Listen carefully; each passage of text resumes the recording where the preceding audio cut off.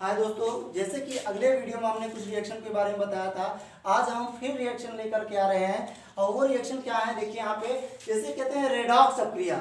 Redox अप्रिया किसे कहते हैं? इसे उपचयन और अपचयन भी बोलते हैं, अर्थात उपचयन और अपचयन भी बोलते हैं। जैसे इसमें हम बोलते हैं कि देखते हैं कि रिएक्शन से तो वे अप्रिया जिनमें ऑक्सीकरण तथा अपचयन दोनों एक साथ होता है, अर्थात वे अप्रियाएं जिनमें ऑक्सीकरण तथा अपचयन दोनों एक साथ होते हैं उसे रेडॉक्स अप्रिया या अपचयन और उपचयन अप्रिया कहते हैं। अर्थात ऐसे समीकरण में, ऐसे रिएक्शन में ऑक्सीकरण भी होता है और अपचयन दोनों एक साथ होता है। जैसे इसके एग्जाम्पल की एक समीकरण से समझा जा सकता है।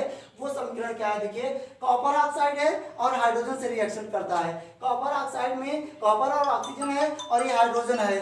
कॉपर ऑक्साइड और हाइड्रोजन दोनों में संयुक्त होकर के, जैसा इसमें बताया जाता है कि कॉपर ऑक्साइड और हाइड्रोजन जब दोनों क्रिया करते हैं तो ये क्रिया के फलस्वरूप कॉपर ऑक्साइड में से कार्बन को अलग कर देते हैं और हाइड्रोजन को ऑक्सीजन ग्रहण कर लेता है। अर्थात यहाँ पे हाइड्रोजन ऑक्सीजन को संयुक्त कर रहा है और यहाँ पे कॉपर ऑक्साइड में से ऑक्सीजन पृथक हो रहा है। ठीक उसी प्रकार यहाँ पे ये बताया जा रहा है कि कॉपर ऑक्साइड का अपचयन हो रहा है और हाइड्रोजन का अपचयन हो रहा है। ठीक उसी तरीके से हम अगला समझेंगे अवक्षेपी अप्रिया। अर्थात अवक्षेपी अप्रिया किसे कहते हैं, इसको समझना बहुत ही आसान है, क्योंकि जो अभिक्रियाएं होती है, अभिक्रियाओं में वे पदार्थ होते हैं जो जल में बैठ जाते हैं और बैठे यानी कि अवक्षेप के रूप में रहते हैं, उसे हम अवक्षेपी अप्रिया कहते हैं। इसको समझना हो तो वे अप्रिया जिनमें अघुलनशील अवक्षेप का निर्माण होता है या अघुलनशील पदार्थ का निर्माण होता है उसे अवक्षेपण अप्रिया कहते हैं। जैसे कि रिएक्शन से समझना बहुत ही आसान है। जैसे हम देखते हैं सोडियम सल्फेट है, कैल्शियम क्लोराइड। जब सोडियम सल्फेट कैल्शियम क्लोराइड से क्रिया किया तो क्रिया करने के फलस्वरूप सोडियम क्लोराइड बनाया और कैल्शियम सल्फेट बनाया। तो सोडियम क्लोराइड और कैल्शियम सल्फेट ये आपका क्या है, कैल्शियम सल्फेट जो है वो अवक्षेपण है, अर्थात अवक्षेप के रूप में है, जो कि वो जल में बैठ जाता है, अर्थात वो अवक्षेप के रूप में माना जाता है। ठीक उसी प्रकार यहाँ पे अभिक्रियाओं को वेग के आधार पे, अर्थात जो अभी तक अभिक्रियाएं थी वो वैसी थी, लेकिन वेग के आधार पर अभिक्रियाओं का अध्ययन करेंगे। तो वेग के आधार पर रासायनिक अभिक्रियाएं दो प्रकार की होती हैं। एक होता है मंद अभिक्रिया और एक होता है तीव्र या तात्कालिक या आणिक अभिक्रिया।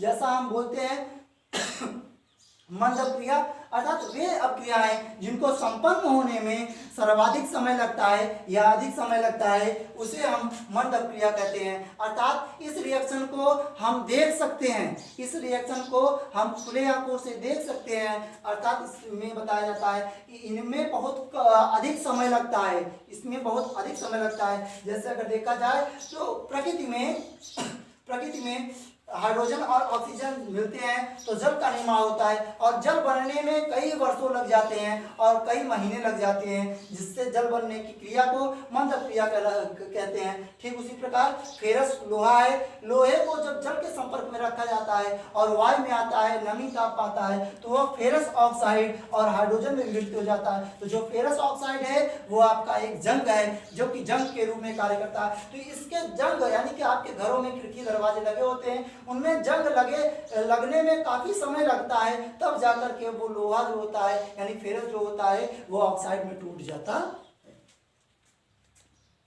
जैसा कि दोस्तों हम मंद अभिक्रिया के बारे में देख चुके थे, पढ़ चुके थे, और यहाँ पे हम तीव्र तात्कालिक या आणिक अभिक्रिया के बारे में पढ़ेंगे। इसमें यह बताया जाता है कि वे अभिक्रिया जिसको संपन्न होने में बहुत कम समय लगता है या सर्वाधिक कम समय लगता है उसे हम तीव्र तात्कालिक या आणिक अभिक्रिया कहते हैं। अर्थात इसकी परिभाषा एक तरीके से और दे सकते हैं कि वे अभिक्रिया जिनको संपन्न होने में माइक्रो सेकेंड लगते हैं उसे हम तीव्र या तात्कालिक या आणिक अभिक्रिया कहते हैं।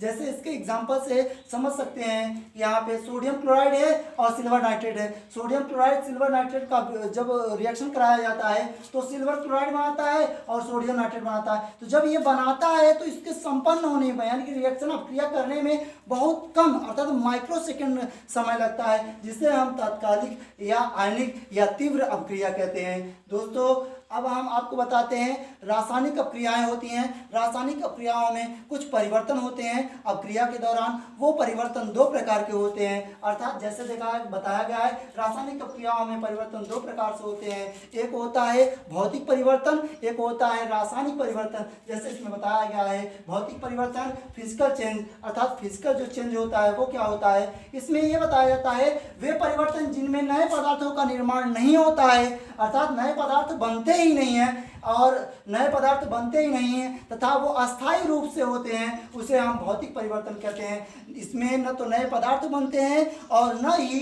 नए पदार्थ बनते हैं और ये पूर्ण रूप से अस्थायी होते हैं, जिसे हम भौतिक परिवर्तन कहते हैं। जैसे एग्जाम्पल में बल्ब का जलना, लोहे का गर्म होना, गेहूं का आटा बनना, अर्थात इसमें बल्ब का जलना, बल्ब जल गया तो आपका दूसरे में रूप में परिवर्तित नहीं हो पाया। ठीक उसी प्रकार लोहे का गर्म हुआ, लोहा गर्म हुआ, ठंडा हुआ, पुनः लोहे में हो गया।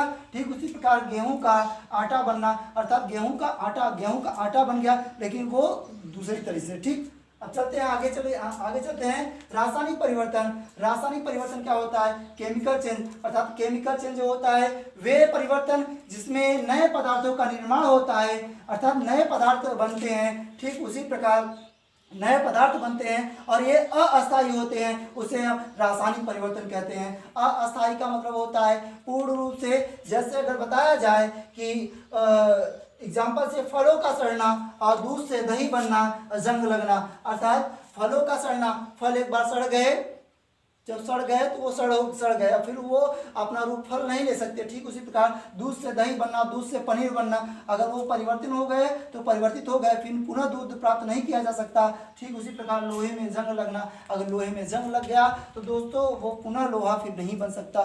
ठीक उसी प्रकार